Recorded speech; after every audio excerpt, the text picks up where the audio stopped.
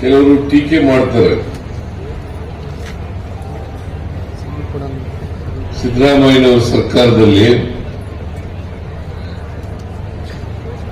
ಅಭಿವೃದ್ಧಿ ಕೆಲಸ ಮಾಡಲಿಕ್ಕೆ ಹಣ ಇಲ್ಲ,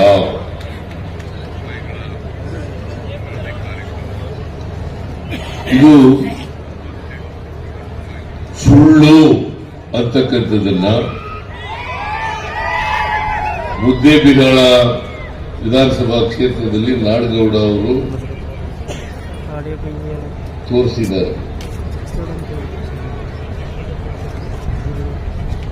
ಯಾಕೆ ದುಡ್ಡಿಲ್ಲ ಅಂತ ಹೇಳ್ತಾ ಇದ್ದಾರೆ ಅಂತಂದ್ರೆ ಜನರನ್ನ ತಪ್ಪು ದಾರಿಗೆ ಎಳಲಿಕ್ಕೋಸ್ಕರ ಸಿದ್ದರಾಮಯ್ಯನವರ ಸರ್ಕಾರದಲ್ಲಿ 5 ಗ್ಯಾರಂಟಿಗಳನ್ನ ಕೊಟ್ಬಿಟ್ರು. ಈ 5 ಗ್ಯಾರಂಟಿಗಳನ್ನ ಕೊಟ್ಟದ್ರಿಂದ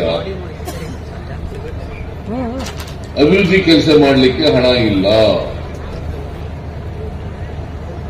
ಇದು ಅಪ್ಪಟ ಸುಳ್ಳು.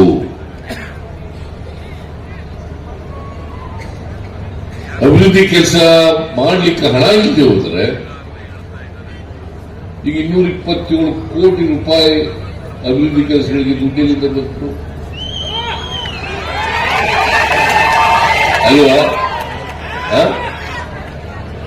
ಇದರ ಅರ್ಥ ಏನು ಅಂತಂದ್ರೆ ಬಿಜೆಪಿಯವರು ಸುಳ್ಳು ಹೇಳ್ತಾ ಇದ್ದಾರೆ ಅಲ್ವಾ? ಬಿಜೆಪಿಯವರು ಸುಳ್ಳು ಹೇಳ್ತಾ ಇದ್ದಾರೆ.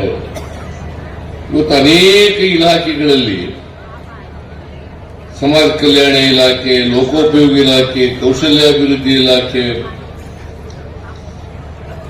ಕರ್ನಾಟಕ ನಗರ ನೀರು ಸರಬರಾಜು ಮಂಡಳಿ, ಕೃಷಿ ಮಾರಾಟ ಇಲಾಖೆ, ಉನ್ನತ ಶಿಕ್ಷಣ ಇಲಾಖೆ, ಹೀಗೆ ಅನೇಕ ಇಲಾಖೆಗಳ ಅಭಿವೃದ್ಧಿ ಕೆಲಸಗಳಿಗೆ ಇವತ್ತು ಚಾಲನೆಯನ್ನು ಕೊಟ್ಟಿದ್ದೇವೆ. ನಾಡಗೌಡರು ಎಲ್ಲ ಕೆಲಸಗಳು ಆಗ್ಲಿಕ್ಕೆ ಕಾರಣಕರ್ತರು ಅವರೇ. ಇದಕ್ಕೆ ಈ ಕೆಲಸಗಳಾಗಲಿಕ್ಕೆ ನನ್ನ ಹತ್ರ ಬಂದು ಸರ್ಕಾರದಲ್ಲಿ ಒಪ್ಪಿಗೆಯನ್ನು ಪಡೆದು ಈ ಕೆಲಸಗಳನ್ನು ಮಾಡ್ತಾ ಇದ್ದೀವಿ. ನಾನು ನೀವೆಲ್ಲರೂ ಕೂಡ ನಾಡಗೌಡರ ಭಾಷಣ ಕೇಳಿದ್ದೀರಿ. ಅವರು ಬಹಳ ಸುದೀರ್ಘವಾಗಿ